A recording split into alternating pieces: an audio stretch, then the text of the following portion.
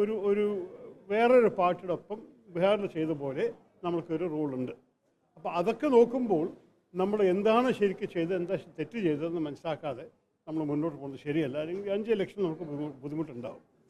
അവസാനത്തെ ഒരു കാര്യം കൂടി പറയാനുള്ളത്, ബീഹാറിൽ നമ്മളായിരുന്നില്ല ഞങ്ങളുടെ ഈ മുന്നണിയിലത്തെ മെയിൻ പാർട്ടി വേറൊരു പാർട്ടിയാണ്. അവർക്കും ചില ഇൻട്രോസ്പെക്ഷൻ ചെയ്യാനുള്ള സമയമായി. അവർക്കും ചില തീരുമാനങ്ങൾ എടുക്കണം, എന്ത് പറ്റി അവർക്ക് എന്ന്. കാരണം അവരുടെ ചരിത്രത്തിലും ഒരു വലിയൊരു വീഴ്ചയാണ്.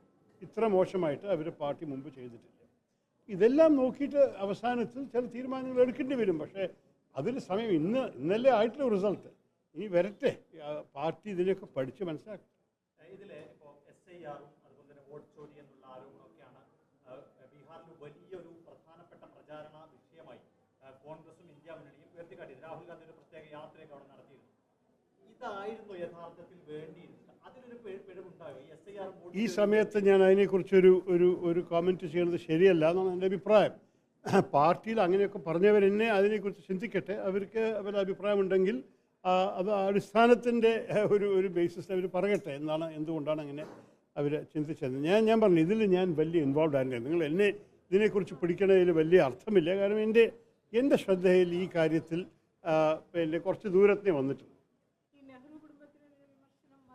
അത് തെറ്റാണ്. ഞാൻ അങ്ങനെ പറഞ്ഞിട്ടേ ഒരു വിമർശനമേ ആയിരുന്നില്ല. ഞാൻ പറഞ്ഞതൊക്കെ മുമ്പ് കാര്യം പറഞ്ഞതാണ്. നമ്മുടെ സാമൂഹ്യത്തിൻ്റെ അകത്ത് ഈ പിന്നെ ഓരോരോ കുടുംബത്തിൻ്റെ അകത്ത് ചില നേതൃത്വം ഇങ്ങനെ പോയിക്കൊണ്ടിരിക്കണം. നമ്മുടെ പാർട്ടി ഞാൻ എൻ്റെ ആർട്ടിക്കിളിൽ എൻ്റെ ഒരു പാർട്ടിയെക്കുറിച്ച് മാത്രമല്ല പറഞ്ഞിട്ടുള്ളത്. എല്ലാ പാർട്ടികളെയും ചൂണ്ടിക്കാണിച്ചിട്ടാണ് ഞാൻ എഴുതിയിരിക്കുന്നത്. പല ഉദാഹരണങ്ങൾ കൊടുത്തു എന്ന് മാത്രമേ ഉള്ളൂ. ഇത് മാത്രമല്ല, ചെയ്ത് മുമ്പ് പറഞ്ഞ കാര്യങ്ങളുമാണ്. നമ്മുടെ സാമൂഹ്യത്തിൻ്റെ എങ്ങനെയാണ് പിന്നെ നമ്മുടെ സാമൂഹ്യം നടക്കുന്നത്. ഒരു ആക്ടറിൻ്റെ മകൻ ഒരു ആക്ടർ ആവുന്നുണ്ട്, ഡെൻറ്റിസ്റ്റിൻ്റെ മകൻ ഡെൻറ്റിസ്റ്റ് ആവുന്നുണ്ട്, അതുപോലെ രാഷ്ട്രീയക്കാരൻ്റെ മകനും രാഷ്ട്രീയക്കാരനാവുന്നുണ്ട്. പക്ഷേ അങ്ങനെ ചെയ്താൽ മതിയോ? നമ്മുടെ ജനാധിപത്യത്തിന് നല്ലതാണോ എന്നാണ് ഞാൻ ചോദിക്കുന്നത്. ആ ചോദ്യം ഞാൻ മാത്രമല്ല ചോദിച്ചിരിക്കുന്നത്. 2017 രാഹുൽ ഗാന്ധി ബർക്ക്ലിയിൽ പ്രസംഗിച്ചൊരു കാര്യമാണ്. അദ്ദേഹം തന്നെ പറഞ്ഞൊരു കാര്യമാണ്. അപ്പോൾ എനിക്ക് ഇതിൽ വലിയൊരു അതിശയം തോന്നിയത് എന്താണ് ഇങ്ങനെ ഒരു റിയാക്ഷൻ വന്നിരിക്കുന്നത്.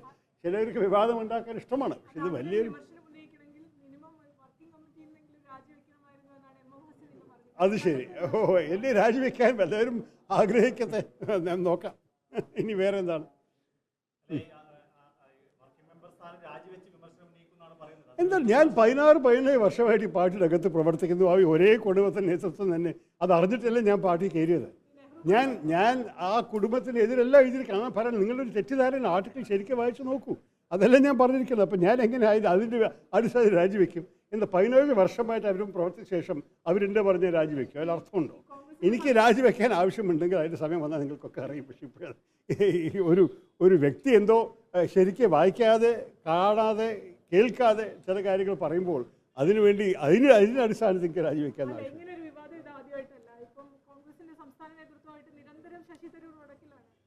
അങ്ങനെയൊക്കെ നിങ്ങൾ തോന്നുമായിരിക്കും. എനിക്കങ്ങനെ തോന്നാനില്ല. ഞാൻ എന്നാളും കൂടി അവരെ കണ്ടിട്ട് വന്നല്ലേ ഒരു മീറ്റിംഗിൽ. അതൊന്നും പ്രശ്നമില്ല. വേറെ ഒന്നുമില്ലെങ്കിൽ ഞാനിപ്പോൾ 3 വാർഡ് കമ്മിറ്റി 3 സ്ഥാനാർത്ഥികളെ കാണാൻ ഇറങ്ങുകയാണ്. ഒരു സ്ഥാനാർത്ഥിയെ ഞാനിപ്പോൾ സ്വീകരിച്ചു കഴിഞ്ഞു. നമുക്ക് ഇലക്ഷൻ ഉണ്ടല്ലോ. അപ്പോൾ ഇവിടെ നിന്നിട്ട് വെറുതെ ഒരു കോമൻട്രി അടിച്ചിട്ട് പോരാ. ഞാൻ ഇറങ്ങട്ടെ. ഞാൻ ആൾക്കാരൊക്കെ നിൽക്കുകയാണ്. അവരൊക്കെ 3 സ്ഥാനാർത്ഥികൾ എന്നെ ഓരോരോ ജംഗ്ഷനിൽ കാത്തിരിക്കുന്നു. ഒന്ന് ഇറങ്ങട്ടെ. കൊഴുത്തിക്കാട് ജംഗ്ഷൻ നിങ്ങൾ തന്നെ വന്നോളൂ. കൊഴുത്തിക്കാട് വലിയ ദൂരമില്ല. ഇവിടെ അടുത്ത് വന്ന് കണ്ടോ. സ്ഥിരമൊന്നുണ്ട്. അവർ പാർലമെൻറ്റ് വരാൻ പോകുന്ന എനിക്ക് വേറെ ചടങ്ങുകളുണ്ട്. ഉള്ളപ്പോൾ എൻ്റെ എല്ലാ പിന്തുണയും എൻ്റെ ആവശ്യപ്പെട്ട സ്ഥാനാർത്ഥികൾക്കുണ്ട്.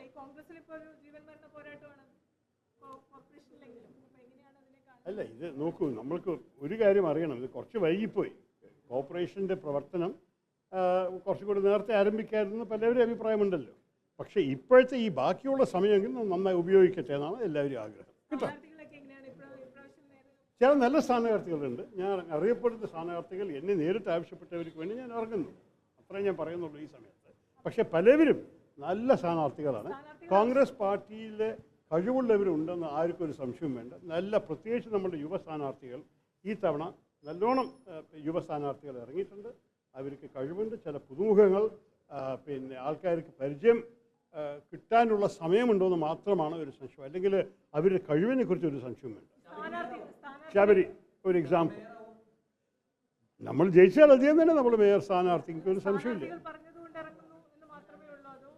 എല്ലാ വിളിച്ച സ്ഥാനാർത്ഥികളുടെ അടുത്തേക്കേ പോകുന്നുള്ളൂ.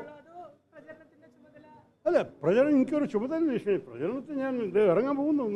2-3 വാർഡ് കമ്മിറ്റി ഓഫീസ് തുറക്കട്ടെ, കാണാം കേട്ടോ.